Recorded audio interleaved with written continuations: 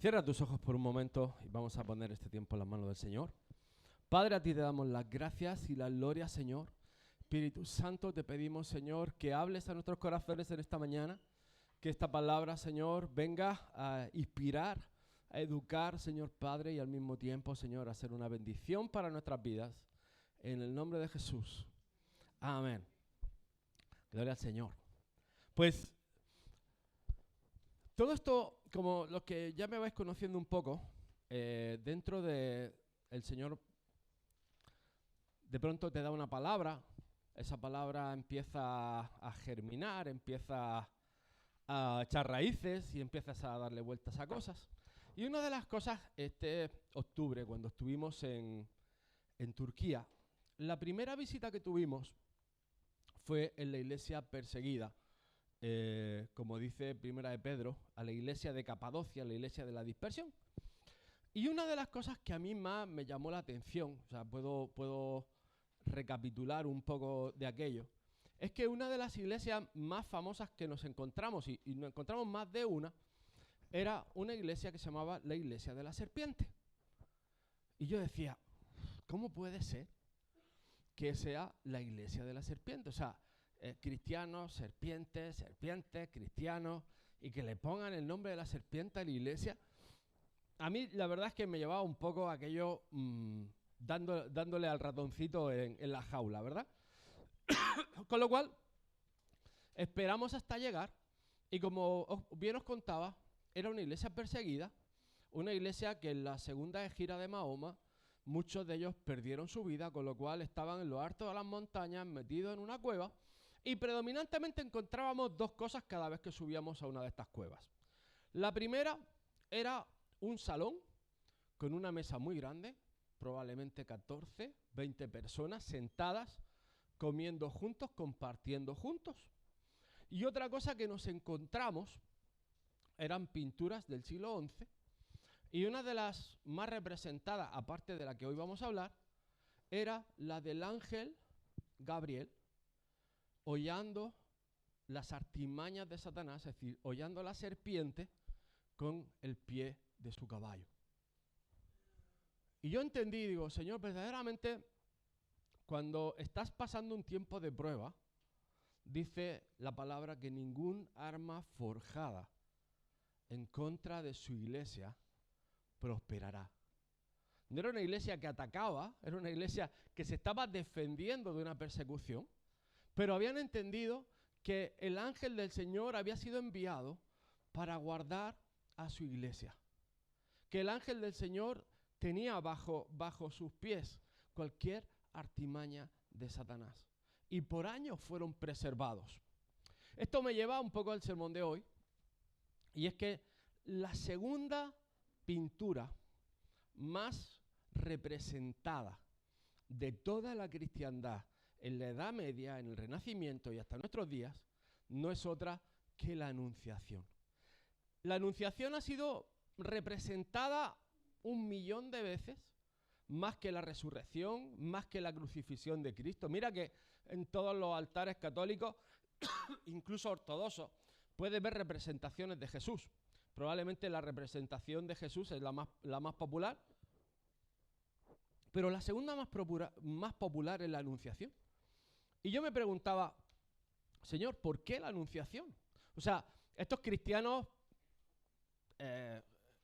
originales, estos los primeros cristianos, ¿por qué tenían tanto hincapié en este mensaje? ¿Cuál era la importancia? Y empiezo a desmembrar un poco de todas estas semejanzas, de todas estas pinturas y todos estos mensajes que hay un poco encriptados, y hoy estamos un poco apocalípticos o místicos, si quieres llamarlo así, pero creo que vamos a sacar unas cuantas lecciones muy valiosas de este mensaje. Y lo primero que tenemos es que realmente tenemos tres personajes principales. El primero de todos es el ángel Gabriel, por supuesto. Y el ángel Gabriel, pues lo conocemos de cuando se presentó a Gedeón. El ángel Gabriel lo conocemos de cuando se presentó al profeta Daniel. Y de ahí, pues no tenemos ninguna más interacción con la humanidad. El segundo personaje es María, que es una joven adolescente que estaba comprometida para casarse, no se había casado todavía, estaba desposada, y obviamente pues todo esto no estaba en los planes, es decir, no era su plan, no era su idea, no era lo que ella había soñado, y ya te lo digo yo. Y luego tenemos que todo esto transcurre en Nazaret. Y todos pensamos en Nazaret, en esa gran urbe, donde parece que fluye leche y miel, pero Nazaret no deja de ser una ciudad pequeñita de 150 habitantes de la época. Con lo cual, cobra sentido muchas de las cosas cuando los apóstoles o cuando reseñaban, ¿y qué de bueno hay en Nazaret? Es decir, ¿qué pasa en Nazaret? Pues aquí no pasa nada. Esto es un pueblo de Judea, de Galilea, donde el viento da la vuelta, ¿no? Bueno, vais a ver que pasan muchas cosas y son 13 versículos realmente lo que tenemos hoy. Vamos a leerlos, si puedes acompañarme a Lucas 1, 26, 38. Y dice, al sexto mes, el ángel Gabriel fue enviado por Dios, a una ciudad de Galilea llamada Nazaret, a una virgen desposada con un varón que se llamaba José, de la casa de David. Y el nombre de la virgen era María. Y entrando el ángel en donde ella estaba, dijo, salve, muy favorecida, el Señor es contigo, bendita tú entre las mujeres. Mas ella cuando lo vio, se turbó por sus palabras y pensaba ¿qué salutación sería esta? Entonces el ángel le dijo, María, no temas, porque has hallado gracia delante de Dios, y ahora concebirás en tu vientre y darás a luz un hijo, y llamarás a su nombre Jesús. Este será grande y será llamado Hijo del Altísimo, y el Señor Dios le dará el trono de David su padre, y reinará sobre la casa de Jacob por siempre, y su reino no tendrá fin. Entonces María dijo al ángel, ¿cómo será esto? Pues no conozco varón. Y respondiendo el ángel le dijo, el Espíritu Santo vendrá sobre ti y el poder del Altísimo te cubrirá con su sombra. Por lo cual también el santo ser que nacerá será llamado Hijo de Dios. Y he aquí tu parienta Elizabeth, ella también ha concebido hijo en su vejez. Y este es el sexto mes para ella, la que llamaban estéril, porque nada es imposible para Dios. Entonces María dijo, he aquí la sierva del Señor, hágase conmigo conforme a tu palabra, y el ángel se fue de su presencia. Lo primero que quiero explicar es que, obviamente, nosotros vimos una cosa en nuestro viaje, y es que de la iglesia primitiva, es decir, los apóstoles, a la iglesia que nace después de la Edad Media, hay un tiempo de oscurantismo donde la iglesia entendía que era idolatría y que no se debían hacer imágenes ni del Señor, ni de los ángeles, ni de ninguna cosa de arriba en el cielo o abajo en la tierra. Y eso tiene que quedarse claro, que por un tiempo esto se entiende y entendemos, es decir, entendemos en día presente, que no debemos ni de adorar ni de venerar imágenes. Pero estamos hablando de que en ese tiempo concreto había mucha gente analfabeta. Es decir, no sabían leer, no sabían escribir, solo un grupo de monjes encerrados en un monasterio. Las misas, como sabéis, hasta hace relativamente poco eran en latín. No todo el mundo hablaba latín, empezaban las lenguas romances. En Francia, pues el franco. En España, las lenguas romances, entre ellas, pues como sabéis, los famosos catalanes, gallegos, vascos y etcétera, etcétera, incluidos ellos nuestro amado español castellano. Y a partir de ahí, todas estas imágenes se usan para educar, para revocar falsos mitos, porque obviamente también confrontaban, como estamos hablando, cuando nosotros estábamos en Turquía, estos hermanos estaban confrontándose en contra del Islam y de Mahoma y de toda esta doctrina que se levanta en contra de la iglesia.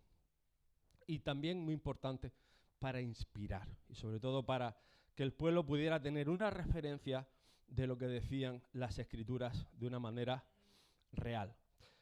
Como quiero dejar claro todo esto, porque hoy vamos a hacer imágenes, en Éxodo 20 dice la palabra muy clarito, dice, no te harás imagen, ni ninguna semejanza de lo que esté arriba en el cielo, ni abajo en la tierra, ni en las aguas debajo de la tierra, no te inclinarás a ellas, ni las honrarás, porque yo soy Jehová tu Dios, fuerte, celoso, que visito la maldad de los padres sobre los hijos hasta la tercera y cuarta generación de los que me aborrecen, y hago misericordia a millares, a los que me aman y guardan mis mandamientos. Y eso es lo que creemos a día de hoy, y esto no ha cambiado, y siempre estamos usando esto para explicar ciertas verdades que creo que son importantes. Y hablando de la anunciación, creo que va a ser también un tema, por la fecha en las que estamos, también valioso y de mucha bendición. Amén. Así que entramos en la importancia de la anunciación. ¿Por qué es importante? Y quiero explicaros esto y quiero compartirlos, porque lo primero, lo imposible se hace posible. Y esto es algo que tenemos que tener claro. Es decir, el Señor afirma a María a través del testimonio con su prima Elizabeth. ¿Te acuerdas de tu prima que era estéril, que era mayor, que no podía concebir? Para testimonio tuyo, yo he hecho este milagro también, porque nada hay imposible para Dios. Es decir, María estaría totalmente sorprendida, asustada, confundida. ¿Qué está pasando? Pues el ángel le dice, mira, tu prima Elizabeth también ha quedado embarazada, ya tiene 6 meses de embarazo, para que puedas estar tranquila y puedas estar confiada de que Dios está totalmente en control de esto. Hay más de 100 pinturas, y esto también es importante, que están representadas, cuando hablamos de la anunciación, de columnas. Si os dais cuenta, hay 2 estructuras bien claras, una donde está María y otra donde está el ángel. Y muchos dirán, ¿y esto por qué es importante? Pues la anunciación del nacimiento de Jesús, la concepción de Jesús, marca la división entre el Antiguo Testamento y el Nuevo Testamento. Era tan importante marcar que desde ese momento en adelante las cosas cambiaban. Yo he estado enseñando en los discipulados, que sigo animando que te apuntes y que te sumes, las dispensaciones, cuándo cambian las temporadas. Y ellos estaban enseñando que había una nueva temporada porque había venido el Mesías. Porque había venido el mensaje del Señor de parte de Dios Padre, que por cierto está aquí arriba representado, de que a través del Espíritu Santo, que como ves ese rayo, esa impartición que estaba alumbrando a María, iba a recibir esa bendición de recibir al Hijo de Dios. Por supuesto, había una vuelta a la interacción entre lo divino y lo humano. Es decir, había un encuentro entre Dios Padre, la creación, es decir, un ser humano, y había una interacción entre dioses y hombres. Y tú dirás, ¿y esto por qué es importante? Bueno, venimos en esa época de Grecia, la cultura griega, de los semidioses, del famoso Zeus, del famoso Hércules, que eran mitad Dios, mitad hombre. Con lo cual, para la cristiandad era importante explicar que había solo un Dios Padre, y que era la concepción del Dios Padre, y que el resto eran falsos dioses. Es decir, era un tema importante, porque estaban batallando cuando Pablo sale a predicar a Grecia, cuando Pablo está en Roma, lo que están enfrentando precisamente es otras religiones, y en este caso ahora no son populares, pero en ese momento sí lo eran. Por lo tanto, están dejando claro que esto viene de Dios Padre y que hay un solo Hijo de Dios. Por supuesto, esto, como os digo, es mucho más importante, o era para ellos más importante, que la Navidad, es decir, que el pesebre. Nosotros ahora todos tenemos un nacimiento, ¿no? El pesebre, el portal de Belén, donde hay estrella, sol y luna, está el borriquillo, la vaquilla, y hay todo un folclore alrededor de eso, ¿verdad? Pero en esta época era más importante la anunciación que el propio pesebre, aunque para nosotros ha cambiado la cultura. Otra cosa importante es que el Padre está presente. Y en la mayoría de retratos que se ven de la época, Dios Padre está presente. Voy a enseñaros más fotos, vais a verlo. En todas el Padre está presente. Y por último, y no menos importante, el Espíritu Santo cubre a María. Es decir, eso lo vamos a ver un poco más adelante, que hay otras versiones, hay otros credos que dicen que María se quedó embarazada al oír la palabra de Dios. Porque como dice Romanos, la fe viene por el oír y el oír la palabra de Dios. Y la palabra de Dios es una semilla y esa semilla entró en el cuerpo de María y por eso ahí se embarazó. No es así. ¿Ok? No es lo que dice la palabra. Volvemos al escenario. ¿Qué escenario tenemos?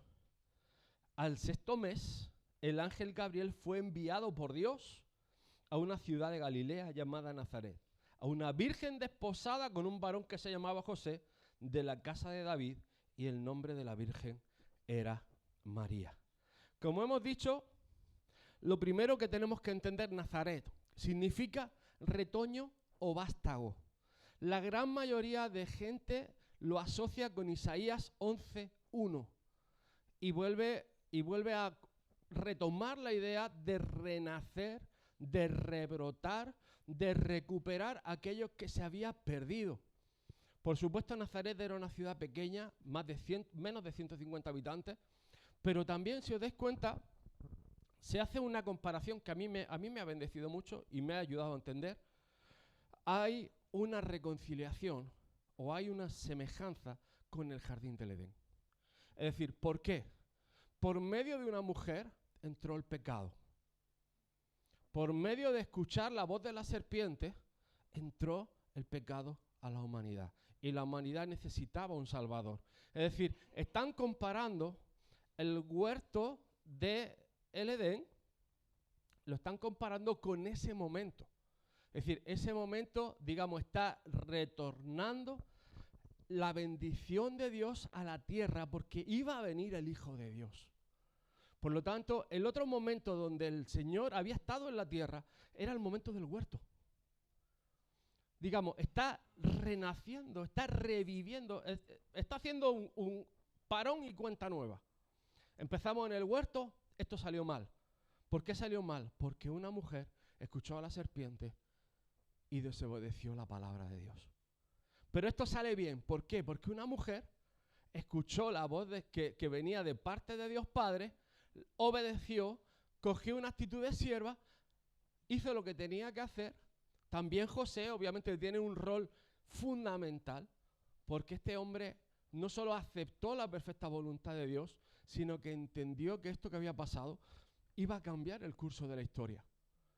Luego el Señor, ya sabéis, más adelante se le aparece en sueños, el Señor le habla y le da paz, pero era un desafío para él. Cualquier hombre se hubiera indignado y hubiera repudiado a María con toda la razón del mundo. Pero en este caso José acepta la perfecta voluntad del Señor. Marcan los 6 meses de Juan el Bautista. Y esto también es clave y fundamental. ¿Por qué? Porque en la tradición cristiana, ¿ok? Y muchos me dirán, eso tiene un pequeño fallo. Sí, ahora lo hablamos. Juan nace el 25 de junio. Noche de San Juan el 24 de junio. Juan nace el día 25, ¿ok? ¿Con qué cuadra eso? Con el verano, solsticio de verano. Para ellos las temporadas, como estábamos diciendo, eran importantes. ¿Qué dice Juan? Juan 3:30. Es importante que yo mengüe, estaba hablando Juan el Bautista, para que él crezca. En el momento que es el 25 de junio, los días empiezan a cortarse. ¿Por qué? Porque es un cambio de temporada. Con lo cual, para ellos tenía mucho sentido y en la cristiandad lo empiezan a cuadrar de esta manera para dar explicación a toda esta teorías, dogmas que entraban dentro de la iglesia. Por supuesto, si hablamos de 6 meses antes, estamos hablando de que la anunciación se hubiera producido un 25 de marzo, que como estamos hablando de rebrotar, de esa primavera, de esa nueva temporada, estaríamos hablando del 25 de marzo, que precisamente es el equinoccio de primavera. Y la tradición cristiana dice que tanto la expulsión del huerto, la caída de Lucifer, la apertura del Mar Rojo, incluso la crucifixión de Jesús, está enmarcada en esa fecha. ¿Verdad o no? En la tradición cristiana, ¿vale? Pero cuadran las fechas. ¿Y qué es lo que cuadra? Pues hay una profecía por ahí, en Daniel 9:24, que dice, 70 semanas están determinadas sobre tu pueblo y sobre tu santa ciudad, para terminar la prevaricación y poner fin al pecado y expiar la iniquidad, para traer la justicia perdurable y sellar la visión y la profecía y ungir al santo de los santos. Y ahora te lo voy a explicar. Juan el Bautista nace 6 meses, o sea, es concebido 6 meses antes de Jesús, con lo cual nos pone con 180 días. Jesús es concebido 9 meses después de los 6 meses de Juan el Bautista, con lo cual son 270 días. Y Jesús fue presentado en el templo 40 días después. 450 más 40 son 490, divide entre 7, tiene las 70 semanas de Daniel, cuando se ungió al Señor. ¿Ok? Mucha gente lo encuadra eso en otro tipo de doctrina. Las cuentas salen. ¿Ok? Así que esto es interesante desde el punto de vista de la importancia de la venida del Señor. Y por supuesto quiero hablar de los personajes. Gabriel es el mismo que le dice a Gedeón, el Señor está contigo. Es el mismo que le dice a Daniel, el Señor está contigo. Él tiene un mensaje, Dios está contigo. Y esto es algo precioso, es algo maravilloso, porque después de que le deshace, y entiéndeme bien, le está deshaciendo a María su idea de vida, porque obviamente no estaba en los planes ser la madre del Salvador, la madre de Jesús, el Señor le está diciendo, Dios le está diciendo, yo voy a estar contigo. Eso significa que cualquier cosa que el Señor te manda, cualquier cosa que el Señor te encomienda, el Señor te va a mandar con Él. Al mismo tiempo, como hemos visto en las representaciones, se cumple Cantares 4:12 y otro día lo hablamos con más profundidad, pero Cantares 4:12 habla del huerto cerrado. Y el huerto cerrado es donde el esposo viene a preparar lugar con la esposa. Está dando el pie a la iglesia, a la siguiente dispensación hacia Cristo.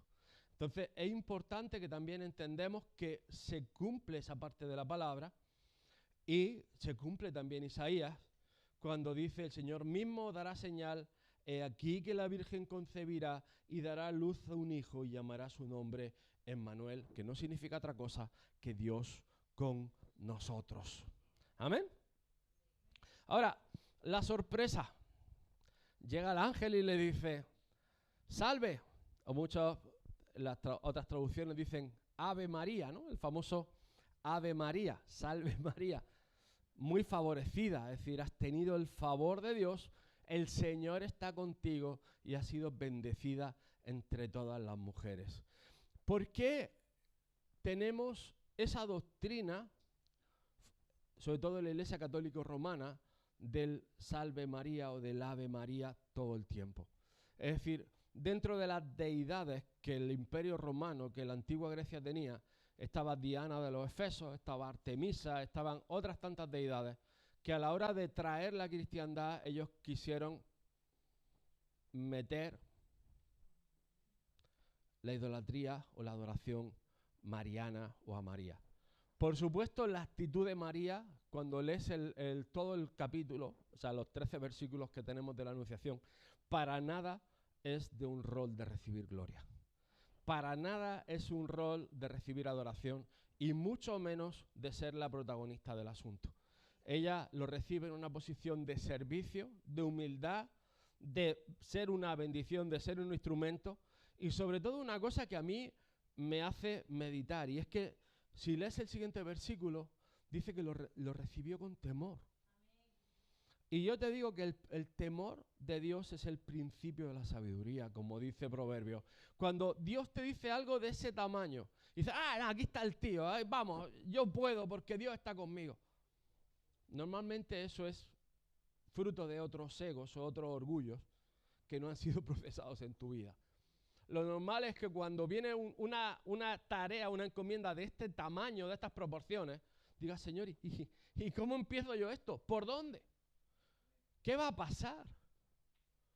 Imagínate un adolescente que le está diciendo al ángel que te va a quedar embarazada, pero si yo no he estado con ningún hombre, me van a apedrear a la puerta de la ciudad, me van a matar. Eso era la consecuencia de todo esto. Y el mensaje del Señor es tranquilo porque yo estoy contigo, Dios está contigo. Y es curioso que en todas estas pinturas, como veis, el huerto es parte de Cantares 4:12, como he explicado, la restauración de la comunión inicial de Dios con los hombres a través del jardín del Edén está presente. Si ves aquí en pequeñito, está la caída o la expulsión del ser humano a través de Adán y Eva y la restauración a través de María y el ángel Gabriel. Y en la otra imagen pasa exactamente igual. Es decir, hay una verdad, que hay una restauración de la comunión de Jesús con nosotros. Y por supuesto hay un juego ahí de palabras, que lo he estado leyendo, era popular en la Edad Media, era el Eva versus Ave. Es decir, salve y no tan salve. Y no tan a salvo. Era un poco el chiste o era el chascarrillo que nosotros a día de hoy no le vemos tanta gracia, pero en ese momento sí lo veían porque era su manera de hablar y su manera de entender que Eva había sido la causante y María era una puerta de bendición para toda la humanidad. Por supuesto, el anuncio es controversial. No tengas miedo y hay que entender una cosa. Ese mensaje fue el mismo que recibió Abraham, fue el mismo que recibió Josué y fue el mismo que recibió Isaías.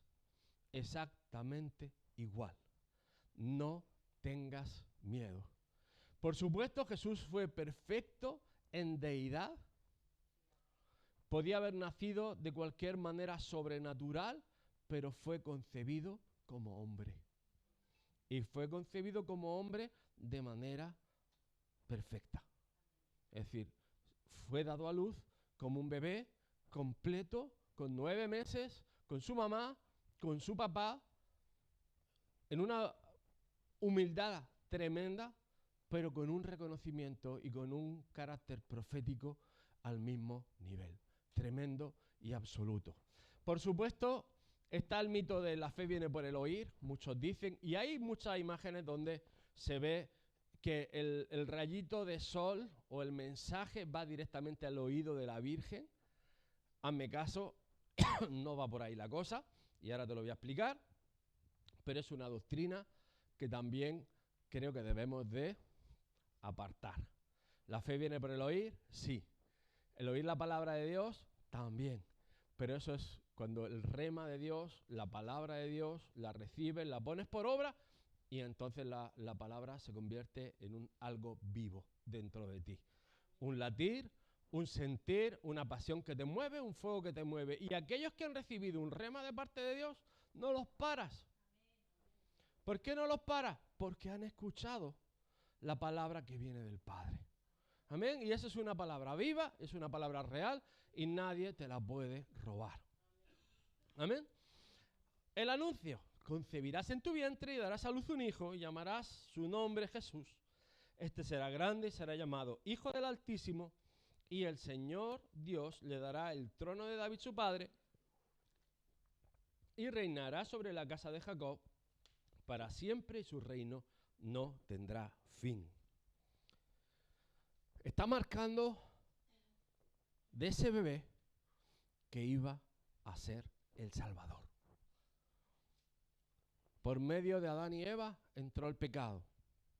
Por medio de Jesús entra la salvación. Y todo aquel que confiese su nombre como Señor y Salvador será salvo. Tendrías que hacerte la pregunta, o tendríamos que hacer la pregunta: ¿estás seguro que eres salvo? ¿Estás seguro de haber aceptado al Señor como Señor y Salvador? ¿Estás seguro de haber dado ese paso en fe, de confesar al Señor como tu Señor y Salvador? ¿O estás dudoso a causa de tu manera de vivir o tu manera de proceder? Cuando tú confiesas al Señor como Señor y Salvador, la salvación el Señor, la presencia de Dios, produce cambio, produce transformación. Y escúchame, la transformación es sencilla, es de muerte a vida. Parece algo, pero sí, es algo que estaba muerto, pasa a algo vivo. Y algo vivo, eterno. No es algo perecedero, es algo eterno, y tiene que ver con la eternidad.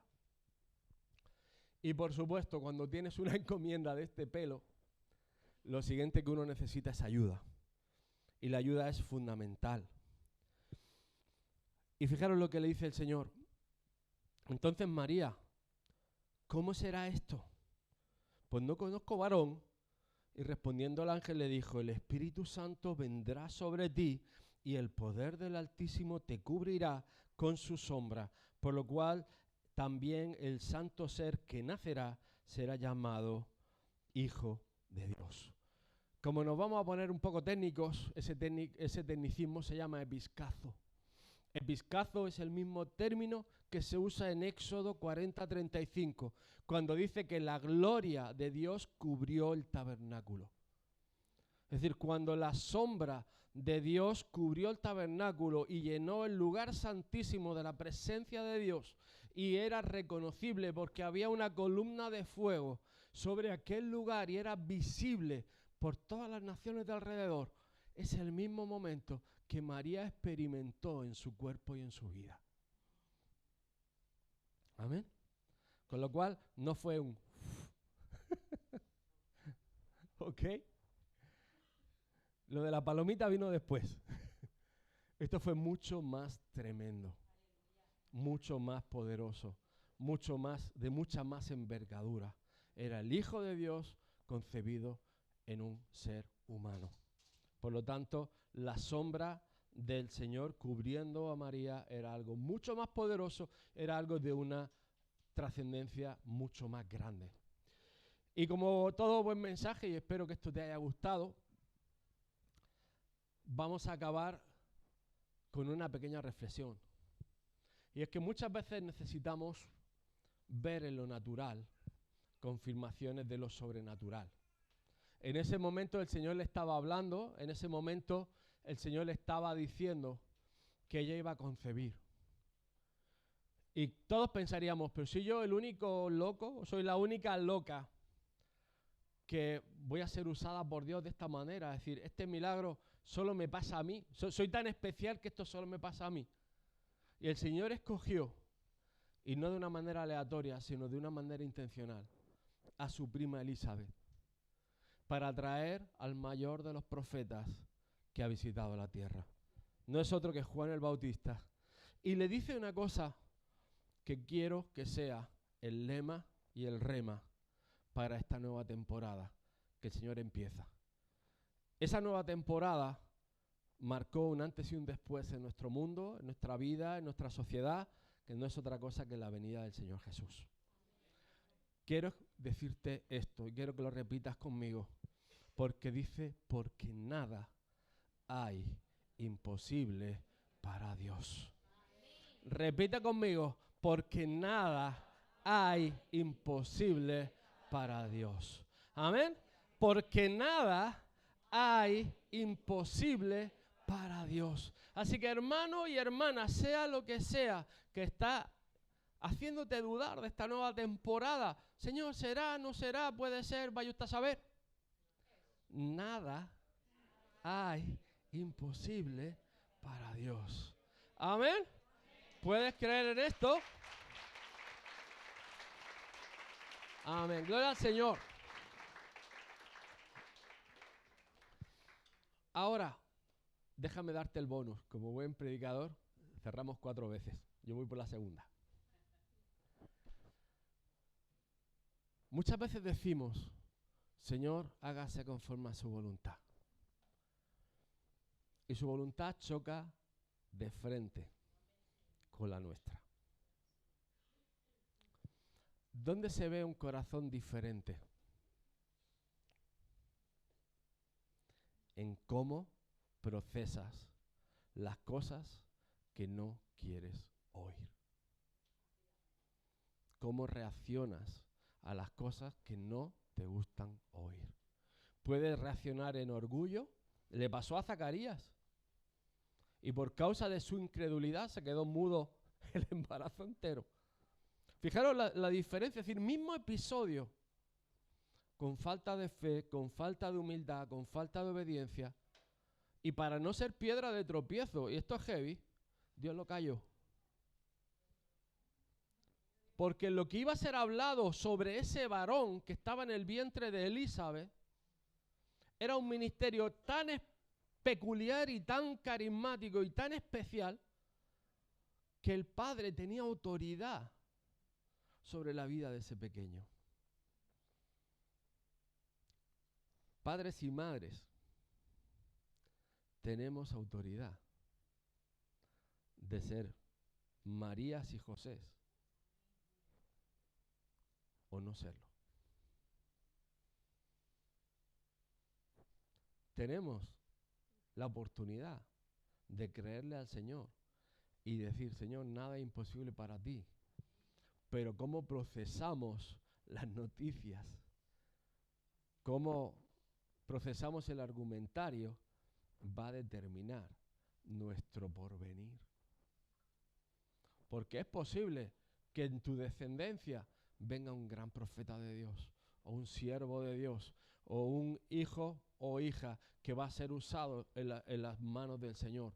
Pero fijaros que qué duro es que el Señor tenga que callarte para que no se produzca incredulidad, para que no haya malas semillas plantadas en el fruto del vientre de Elizabeth.